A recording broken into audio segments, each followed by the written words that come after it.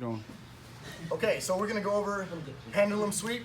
Okay, you can do arm bars from here, triangles, omoplatas, all kinds of cool stuff. You can even attack legs, but for right now we're just doing super basic white to blue belt pendulum sweep, okay? Different than the flower. Flower has to do with kicking him over, right? Pendulum, I usually don't like to do at the extended arm at his wrist. I don't like to do it, especially in no-gi. Even in gi, I prefer to have the elbow here. Okay, sometimes I get lucky and in the position I actually have his head and I can do the sweep with his head.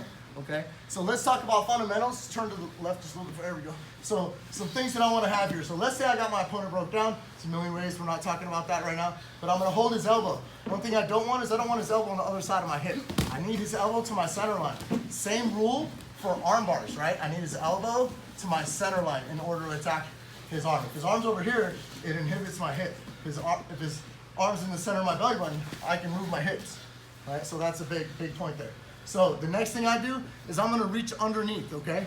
So initially, I can go for a deep hook grip, like this, in order to start to spin and turn for arm locks and movements like this and fight with this one arm.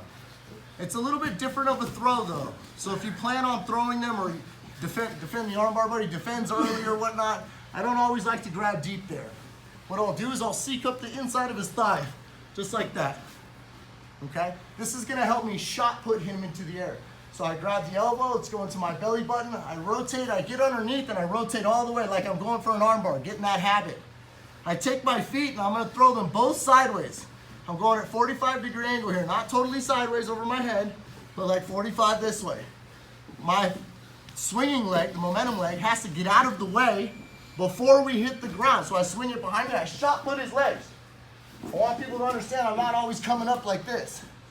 I shot put his legs, I catch his head, I'm able to stay into the mount position. One more time. So again, I grab his elbow, I rotate underneath, I get that hook grip, I throw him at an angle and I chuck him. Now, I want him into this basic position here, okay? And learning to deep hook him. Not just stay on the elbow, I'm gonna hook around. And then I went from shot putting this leg to grabbing this leg. Why do I want to grab this leg? Because him sitting up and stacking me, him rolling away and extending his arm and escaping like a hitchhiker, those all have to do with moving his leg. So if I grab this leg at the end of that throw, he no longer can do those escapes and I can work on submitting him and breaking his grip.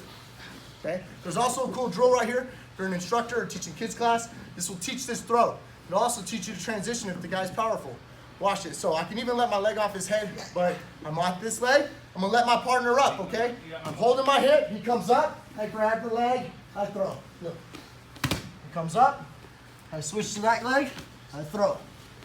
Grab his leg, getting that habit. He comes up though, I switch, grab his leg, I'm chopping into his armpit.